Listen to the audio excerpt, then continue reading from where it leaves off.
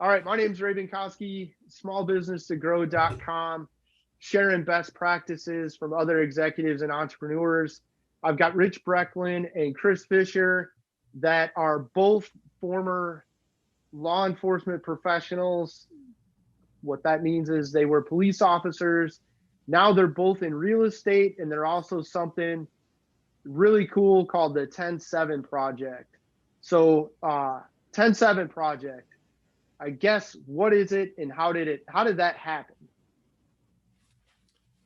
Well, like any good idea, a buddy and I were sitting around drinking bourbon, and we were like, "Hey, what's going on in the world is terrible. Cops are being treated like shit. What if we just created a way for them to stop having to work in law enforcement, or find a better retirement gig, or make more money part time than what they're doing directing traffic or working bars at 3 o'clock in the morning?"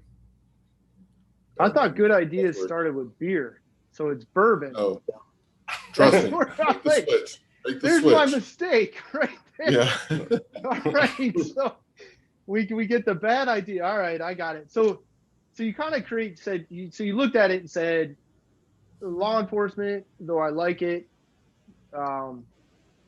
maybe there's other opportunities, and maybe there's something else I can do. And I think many times, regardless of career or profession, but especially true of law enforcement, a lot of people in that field look at it and say, well, if I don't do this, what else can I do? And you guys said, well, there's got to be other things, and you've kind of defined some of those other things. Yeah, one of the things that I'm really fond of saying is that police officers already know how to ask people they don't know questions that are none of their business, which is essentially the gist of being successful in real estate. So cops have already been taught how to communicate with people on a level that most people don't really understand. So, they know how to move quickly and seamlessly through different personality types, and how to communicate with different people in different ways. So with them already having that skill set, real estate's a really good fit for them. And we found that the cops that come in are really, really successful really, really quickly, because it's just a business that's very suited to their skill set. So, and I would have to agree. I think we see this with law enforcement. We see it with military, where it's almost like they feel they're typecast in that area, and they look right past all of the training and communication that they've had, all of the scenarios that they've been in a training and classroom environment, and then how much time they've spent in the field interacting with the public. So talking to people of all sizes, shapes, backgrounds, education, and at the end of the day, they tend to be pretty good at it. Yeah, for And sure. One of the things that happens, like from day one of being a cop, they tell you things like, well, you're a cop because you don't know how not to be one, or this is who you are as a person instead of it being a job. They convince you that it's a lifestyle that you have to live and you'll never be happy without it. And it's the same way with the military. But once you figure out that your identity is not tied to what you do, and you learn a very specific and very useful skill set in those career fields, the sky's really the limit for people. so, and then, I mean, if I'm hearing what you're saying correctly, and I just kind of want to underscore this, like, you guys can both say as former police officers that your experience in that field, one, you were a police officer and that was your job, but that doesn't define your every fiber of being. But then two, there's skills that allowed you to be good in law enforcement that transfer right over to real estate. Like, you have a skill set where you can go use it over here. Right, absolutely. And don't get me wrong, I was one of those guys who was a lifer cop. Like, I thought that was all I was going to ever do. And until the moment I was sitting in front of that doctor that said you can't be a cop anymore, it was like that was my life's plan. So I believed fully that my entire identity was tied up in law enforcement. And it was pretty earth shattering when somebody told me that I couldn't be a cop anymore. But it took me a while. But once I figured out that, you know, Chris Fisher's a dad, he's a husband, he's a friend, he's a brother, he's a father. Like, I'm not a cop. Like, that is not my identity. And once I figured that out and started working towards um, being successful in another career field, I very quickly found out that, like I said, I've said it a couple different times, those skill sets that I learned in law enforcement were very, very beneficial in real estate.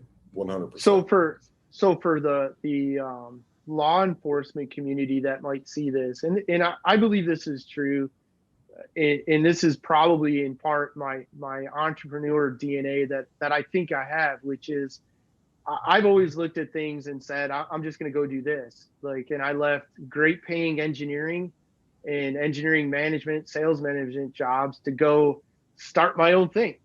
But for a lot of people, and I think it's especially true in law enforcement because of pension benefits and the likelihood you're getting laid off is highly unlikely. And it's hard for people to leave that, but it's true for every career. People are like, well, what am I going to do? Or I'd never be able to do that. Or I'd give this up. But I think what you're saying is, listen, you guys that are in law enforcement, you have some marketable skills. Some of those skills work in real estate, and you may struggle to believe this, but being a police officer doesn't define you, and you can go do something else and you can make a living. Yeah, that's pretty much the So gist of it. 10-7 project. So what are you guys doing with that? What is the So 10-7 project? So the 10-7 project is really simple. We've made arrangements with other professionals in the real estate business, like the CE shop. We've worked out deals to get people breaks on the cost of obtaining their license, and we've created this thing where, you go to our website at 107project.com, you enter your information, we bring you into a Facebook group, we speak to you directly on a regular basis, we motivate you, make sure you're doing what needs to be done to get successful and get through the real estate process or the licensing process. We help you at each step of the way.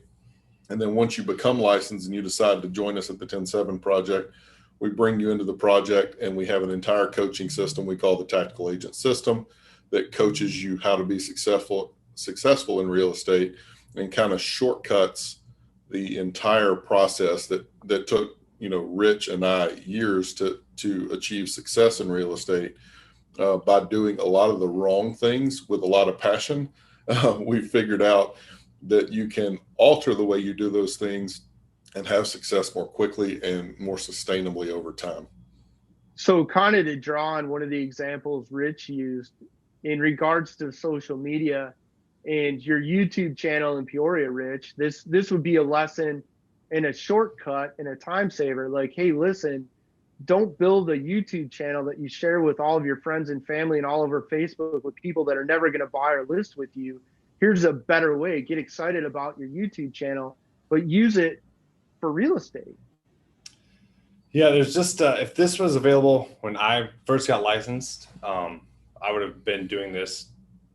I mean, way sooner. I would have been a full-time agent way sooner. I would have saved a shit ton of money.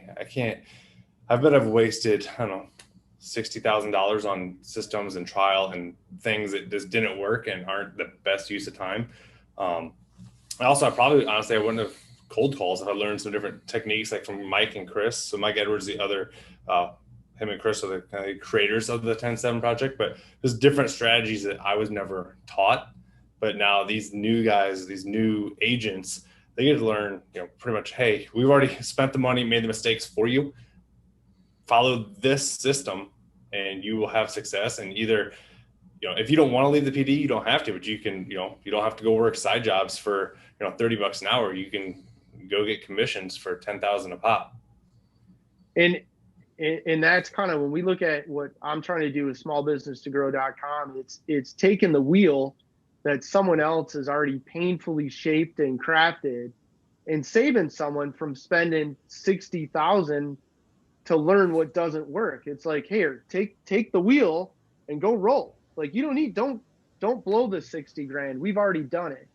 So that's kind of what you guys are doing with the 10-7 project. What's the timetable? So if I'm a police officer, you guys seem to, something's magical about 13 for some reason. It sounds like 13 years on the job, if you will. So what, like, if I reach out to you guys and say, hey, listen, I've been on the job for 13 years. I think I want to try something different. I believe maybe I can do some other things. You guys seem to think that we can transition to real estate. How long does it take me to go? I call you today. How many months is it on average for me to be licensed and to be, and I'm not asking you for when am I going to make $1 million? It's just how long does it take somebody where they've decided to make a change to get licensed and to be working in real estate? Is it 3 months? Is it 6? Is it a year? Well, there's 2 points to make here. One, this that we're doing, the 10-7 project, the tactical agent system, is not a magic pill. Like it is a shortcut. It's a roadmap. You still have to do the work, right? So you have to do what we tell you to do to be successful. But if you actually take the time and put in the effort to do what we're telling you to do, I typically tell people you're looking at like 3 to 6 months to start making money. And then 6 months to a year before you make a decent living. And then 18 months, you're making more money you know what to do with if you do it consistently and you do the work that's necessary. How long does it take to get licensed? What's the timetable to get licensed? That varies greatly by state. So like the state of Michigan is a 40-hour course. The state of Texas is a 180-hour course. But it's just how quickly you can complete those courses that are required in your state. And then a couple of different, you got to get your background check, and some states require fingerprinting and clearance from the state. And, so most people can do it in like 4 to 6 weeks. I did it in 9 days. So it just kind of depends on, what your goals are and how willing you are to push on it. So state dependent in regards to what hoops you have to jump through to satisfy licensure. But once you have that license, it's probably 4 to 6 months before you have some revenue coming in, and probably 6 to 12 months before you're making money, and then 18 months where you've probably surpassed your best year in law enforcement, even including your overtime pay. Is that reasonable? Yeah. Any like what are the top 3 things you guys would tell somebody? It's you guys, let's say at year 10, and Rich, I don't know when you made detective, but you're starting to climb the ladder, but you might have those questions and doubts about, I don't know that I want to do this forever, and we don't need to get into today's climate in regards to law enforcement, but clearly today there's probably a lot more people asking those questions a lot sooner. Like, what are the top 3 things you'd say to yourself back at that point in your career? Or even Chris, in your point, you were thinking that law enforcement was your career till you retired, but what would you tell yourself? Top 3 things. Top 3 things. One, I would say you are more than the badge you wear on your chest. Okay. 2, you have a unique skill set. Even though you think you're only good at one thing, you have a unique skill set that can translate to a lot of different industries, not just real estate. And 3, your pension and your benefits is an anchor. It is meant to trap you in the role that they want you to play for minimal pay. You can easily surpass that part of your law enforcement benefits in the private sector without even really trying. Rich, what about you? Yeah, don't overthink it. Don't think, that short, when I look at like stuff like, oh, you're going to get promoted, or, oh, I'm making this much money in my current job, whatever that job is in law enforcement. But don't let that short-term, feeling outweigh that long-term feeling, especially when it comes to your family and your time. Because once you're gone, you're just a number. No one cares. And I mean this with, departments don't care about you, but you're filling a hole. So don't give them more than they're going to give you. Because at the end of the day, you quit, die, whatever, there's going to be someone else take your spot, and no one's going to remember who you are anyway. 2, like kind of what Chris said, like we have skill sets, and one thing that's kind of unique about with law enforcement is not much bothers us. For most, you don't see a lot of the agents who are cops or former cops like getting upset, yelling at agents. It's like, all right, well, this is a problem. I'm hired to solve a problem. Let's reverse engineer it. And how am I going to solve this problem? And that's why I tell my clients when I'm selling their home, all right, you have a problem, you want to sell your house. We need to find a buyer. Well, how many showings do we need? All right, how do we get those showings? Just the same with, any problem. Can I control it? Yes or no? And kind of the same with law enforcement. And then too, put yourself first.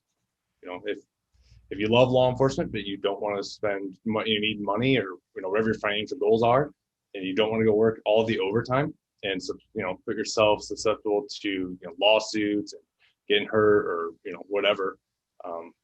Real estate, you can make a lot more than $34 an hour side job money than you could doing anything else.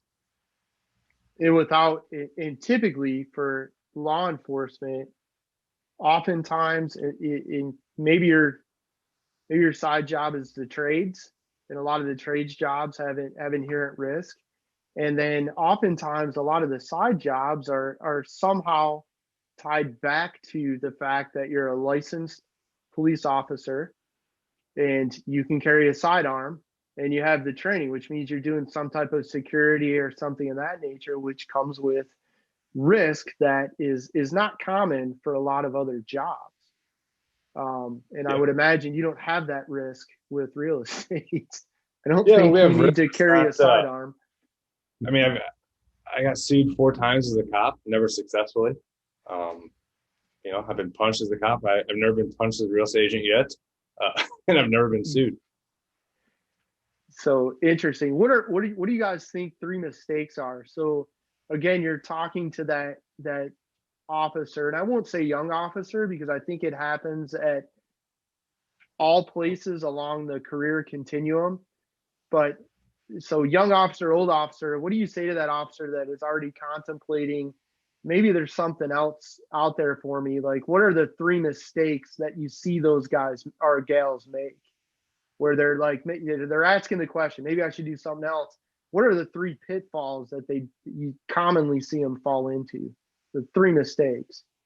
They pigeonhole themselves into a security related field because they don't realize how much their soft skills transfer into other places.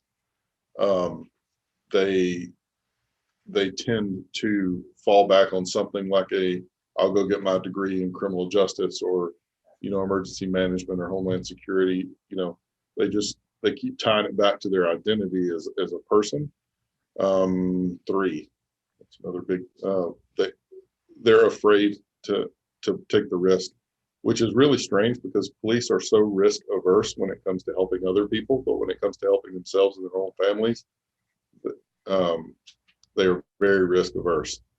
Like the biggest surprise out of this whole project is how many cops are afraid of taking that risk. Like we all know what goes into a job, but how scared some are to make that leap. Like, you're not going to die by leaving your career. Like, no one's going to hurt you here. We're all friends. So Rich, same thing, same 3 questions are 3 mistakes you see. The crabs in the bucket. So when you start telling people oh, I'm going to do this or anything big, so many people want, oh yeah, I know so-and-so, he tried that, or yeah, there's a lot of agency. Like when I'm moving here to Phoenix, I'm like, oh, there's a lot of fucking agents. There's a lot of agents there. Like, it's so competitive. I'm like, okay, I'm sure there'll be more tomorrow and more. And yeah, you do think of that, but anytime you're doing something big, there's going to be someone who wants to pull you back down, just so you don't get too far ahead. So don't pay attention to, the negative people in your life, unless there's someone who's got real substance to add. Shiny object syndrome, which is I love new things. I love spending money on dumb shit. I've spent a lot of money on the newest fad, whatever. Like anything, there's so much stuff I spent money on I never even used. A lot. I can't even write it down. There's so much, but that is huge. Especially for new guys, because they were like, all right, what's the easy path I can take? Or, oh, this is guaranteeing this success or this or this. Don't spend that money. It's better off going and buy someone lunch every day, and you'll get a lot more business than you would with whatever system, whatever's trying to sell you. 3rd one. Oh man.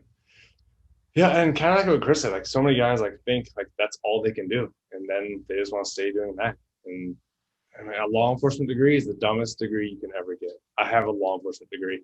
It was the biggest. I mean, it was awesome. I had a really good time at Western Illinois University, but nothing from my degree taught me anything about being a cop. I learned more from when I was a bartender. That taught me more education than what I learned at Western Illinois University for criminal justice. So don't do that. I think that's true, unfortunately, of most degrees.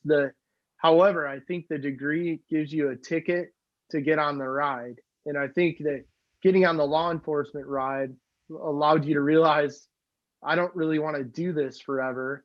And to Chris's point, I think it gave you some skill sets and gave you a lot of practice at them that it's allowed you to do well in real estate. But yeah, the actual degree is irrelevant. Like, No, I mean, I drink a lot of beer. I met my wife, but yeah, as far as like the learning, like it wasn't applicable. And same with, pretty much the real estate course you take, you'll use maybe what, 1% of what you learn. If you're lucky. Yeah, if you're lucky. It's just, hey, it's an end to a means, got to do it, move on, for the stamp. and then once in back to the 10-7 project, once somebody is on that path, you guys have the ability to really, I mean, you both have probably made enough mistakes, seen enough things that just are a bad idea, and can save people the time and say, hey, look, you don't spend the money on that. Like, you're going to need to spend money on growing your business, but that's a loser. We tried it. Like, here's a better way. Do this. Yeah, what Chris and Mike put together is unreal. So like, if I had that available to me when I was just licensed, I would have been out of there way sooner, like way sooner. So the guys who had this, I'll say, a gift presented to them, like, hey, this is all put together for you and for free, and by people that think like you, talk like you, can relate to you. Man, I just wished it was available to them, but it's pretty cool to see these people, these new, agents, cops come get licensed, go through it, and now, one texted me, she's made, more money on one deal than she would have made in a year's worth of overtime, which is significant. And for this segment will probably be geared toward or shared with law enforcement that get it, but for people that don't exist in that space, they don't have family members, they don't have husbands or wives or parents that have worked in that space, they don't realize, but a lot of law enforcement employees work as much overtime as they can because they have to, and then they typically have side jobs. So if you have somebody that in one transaction, one deal, has made their overtime wages for the year, that's huge. Oh yeah. Another thing I want to be really clear about too is we've kind of expanded the 10-7 project because we've got a lot of people like firefighters and communications officers and corrections officers and even veterans and EMS workers. They've all reached out to us and been like, hey, can you help me? I really want to do this. And we felt like it was pretty unfair to kind of limit it to cops. So we have expanded to anybody that has ever at any point in time worked in public safety of any kind. So I want to make sure that's clear. But yeah, people really don't recognize, you'll see people actually complain about law enforcement salaries because they'll see this news article where this one guy made $170,000 as a cop. What they don't see is that he's working 7 days a week, 16 hours a day, picking up every overtime shift he could possibly pick up, and working himself to literally to death to get that. And it's very, very rare. So yeah, you don't see a lot of retired cops in the 80s. No, the average police officer dies at 55. That's 18 years sooner than the average person in the U.S. It's the only profession that has a direct link to metabolic syndrome. 50% of your retirees, and this is a dated stat, and I will say this as I recall it, but 50% are dead within I think 5 or 10 years of retirement, and the list goes on and on and on. So there's a lot.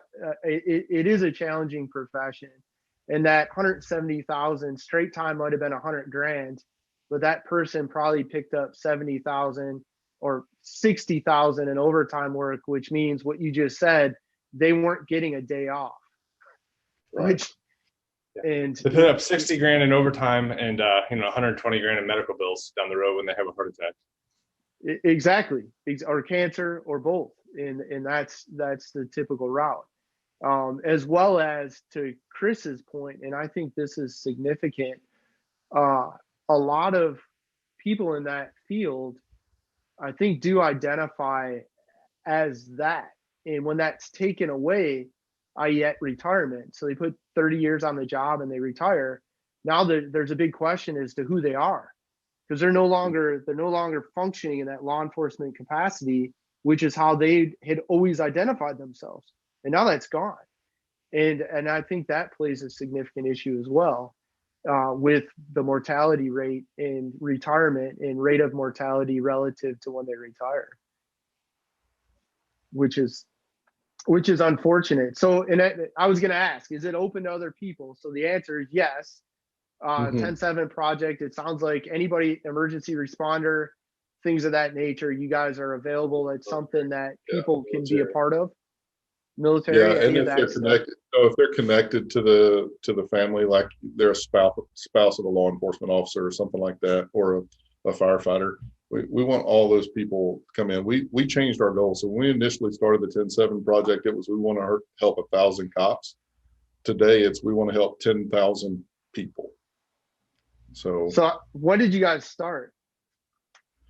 We started kicking around the idea probably around June of last year. We actually, I think we officially launched it in maybe August or September. How many people have you signed up? Are you willing to share that? Yeah, so 77 people have gotten licensed. We have another 140 or so that we know about in school, and another 1,400 that are working on the process, trying to figure it out. So I would say it's safe, reasonable that you're going to see your 1,000 police officers, and you probably will see the 10,000 plus without a doubt across all careers. That's huge. Yeah. So what I think is happening, is like anything else. You've got the early adopters, the people who buy it immediately.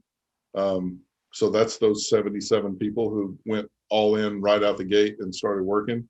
And now those guys are having success. And now we're seeing other people go, well, okay, so it does work. I'm going to try it now. And that's what's going to happen. It's the growth in it's going to accelerate pretty rapidly, I think. Especially as word gets out. I know I've talked to Rich about this. I've shared this with a number of people. Some of them are still on the fence, and hopefully will fall over to the other side of the fence and say, you know what, I can do more than what I'm currently doing. When we look at what you guys do now, compare and contrast, like work's work, and entrepreneurs, regardless of what their business is in, a lot of times people that think they're going to be a business owner and be an entrepreneur, they think that you're just going to get rich and you don't work. You still fucking work. Like you're still going to get up, you're going to go to the gym, you're going to train, you're going to shower, you're going to eat, and you're going to get to the office. It's just the way it is. But when we look at your guys' work days now versus when you're on the job in law enforcement, what are the days like? I mean, I'm going to flip my camera outside real quick. Yeah. All right. We have nice guys and restaurants all over. I mean, that's not saying we just go hang out all day, but like, yeah, we work. It's, I don't want to say if you do real estate right, your job is to drink bourbon, or in your case, beer. I didn't say I didn't like bourbon. I just did. I didn't know we had to do bourbon to get the good idea. It doesn't feel like yeah. I've worked way harder. Like I worked way harder for a fraction of the money, like way harder and willingly. And this is not real. I want to say it's not real work. Yeah, that sounds bad. Well, there is effort involved. Don't get me wrong. You have to put a lot of effort in, especially in the beginning. That's where you're working, 60, 70 hours a week building. And then once you get to a certain point, it kind of goes on autopilot and things just kind of take care of themselves.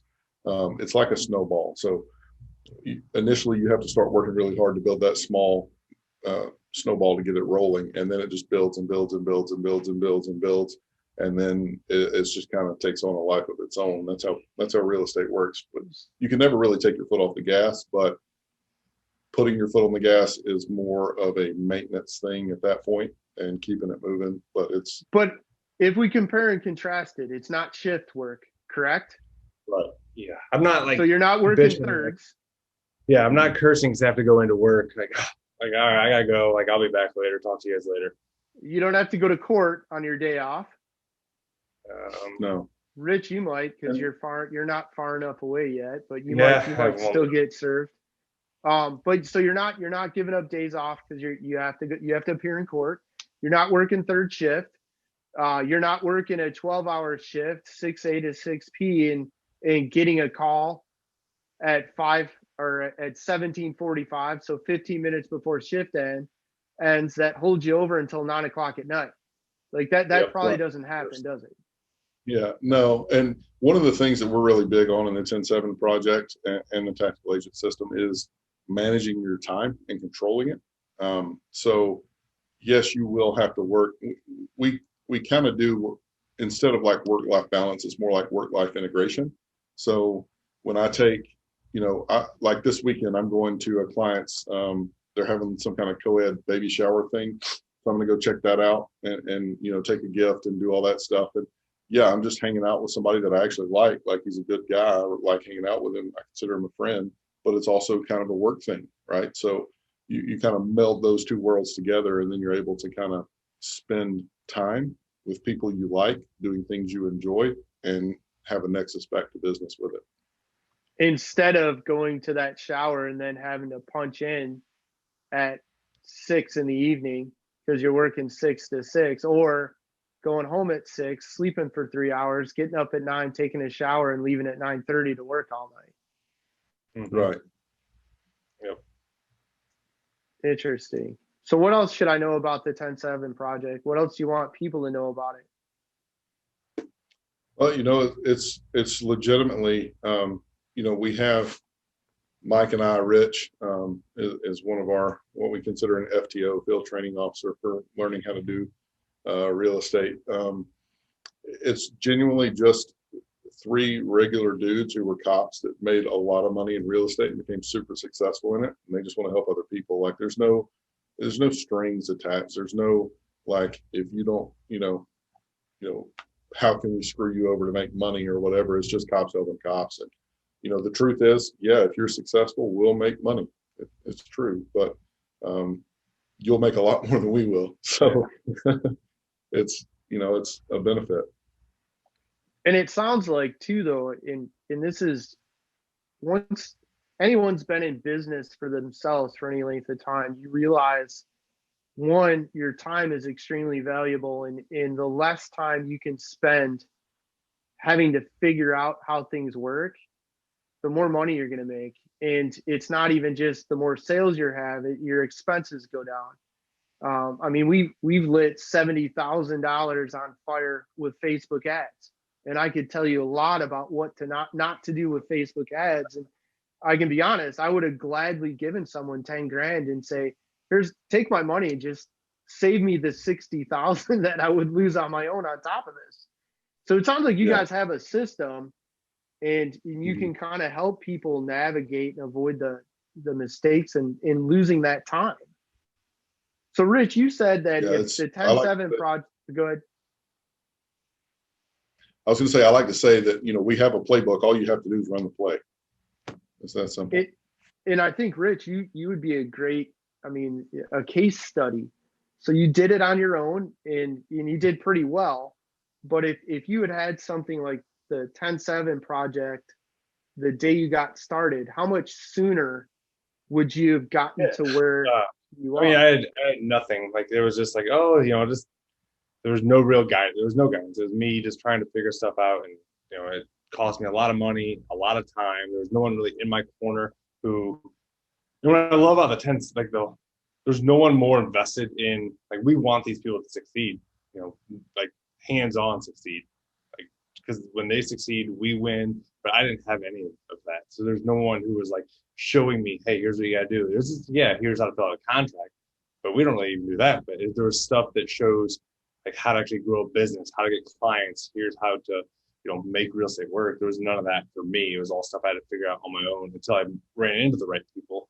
But it cost me a lot of money and time in the process. Whereas this, it's we're showing and we're involved and we communicate regularly with these people, and we're there when they have questions.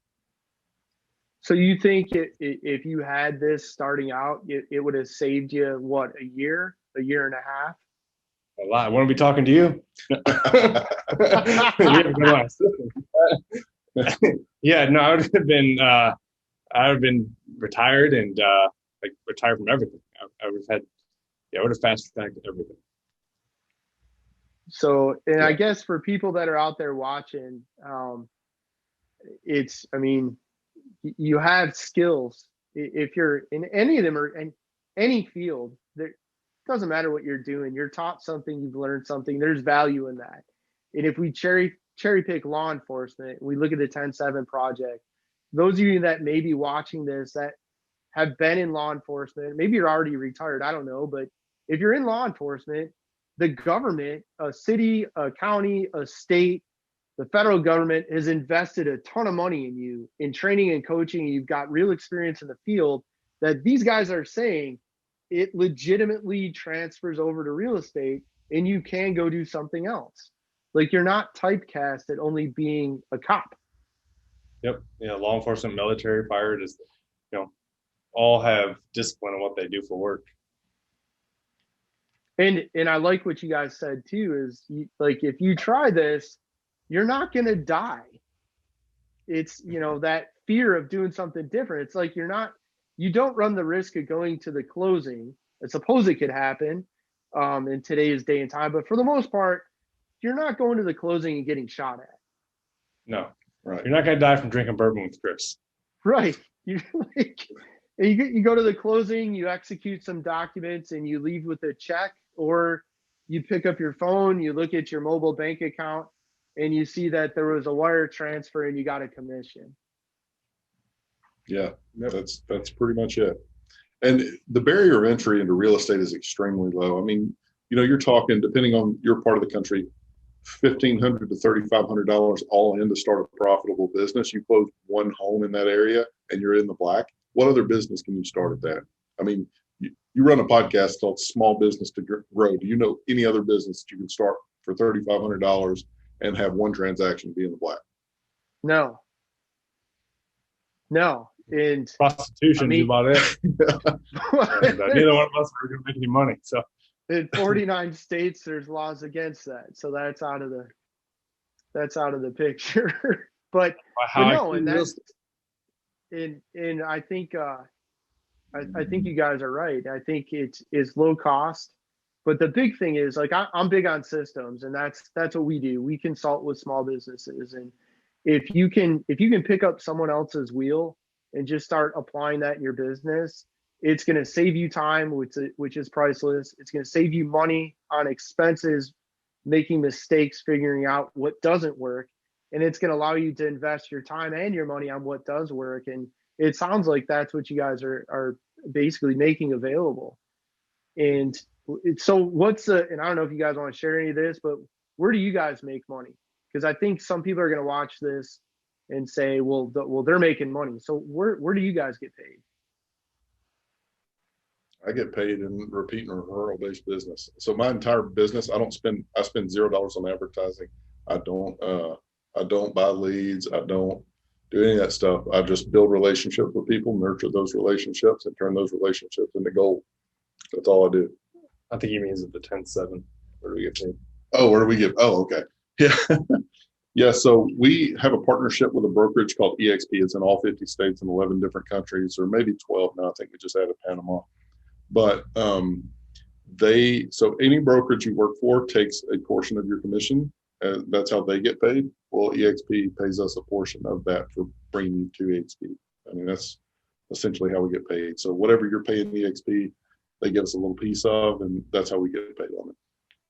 So you guys aren't making extra on top of that? No, we do not charge. That's why we chose EXP, because there are other national brokerages we could have gone to, but EXP allowed us to do it in a way where we could be compensated for our time, but not have to charge cops money to teach them how to sell real estate. So we don't charge them anything. So, and that's so for people looking at this that are considering exiting their career and giving this a chance, or at least learning more, I think that's huge. So you're not being paid for your time for the 10-7 project directly. It's simply going to be kind of a revenue share from EXP, which, by the way, if you go into real estate, you're not going to start out as a managing broker or the owner of the brokerage. So you're going to be sharing a percent with whoever's office you hung your shingle on. I mean, so that's one more barrier that's completely removed. So you have a low cost of entry, $3,000-$4,000 to go get licensed in your state. You're going to get access to you guys with a proven process that works. And it's not like, here, you're going to go be an agent in EXP, $3 to $4 grand, you're licensed, you become part of this EXP, and then give us $20,000 and we'll teach you how to do it. You're like, no, go get licensed. You're going to be part of EXP. You're going to join our Facebook group and then just execute what we give you. It works. And if you have questions, I'm guessing if they have questions, they can call you. Yeah, everybody in the project has my phone number. I answer when they call. I call back. There's like I said, there's about 1,400 people that are going through everything. My phone number is posted where they can see it.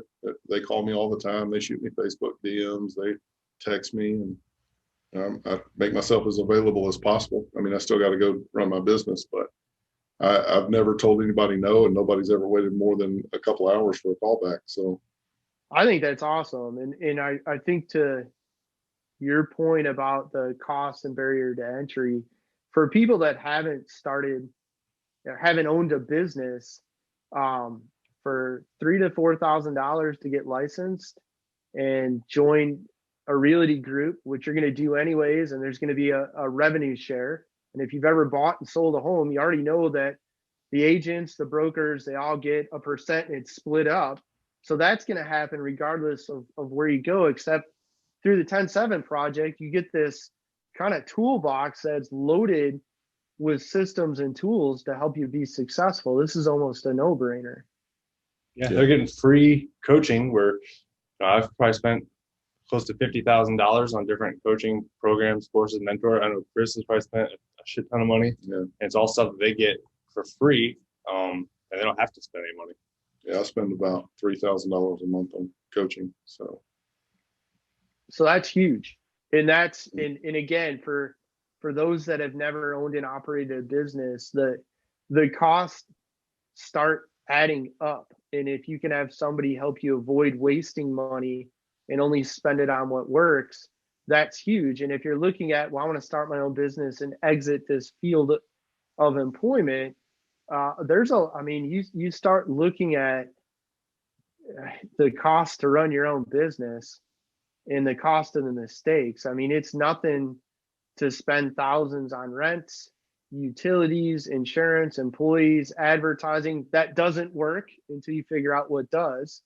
And you guys, it sounds like you're just you kind of say, here, join our group. Here's the tools. Go do it.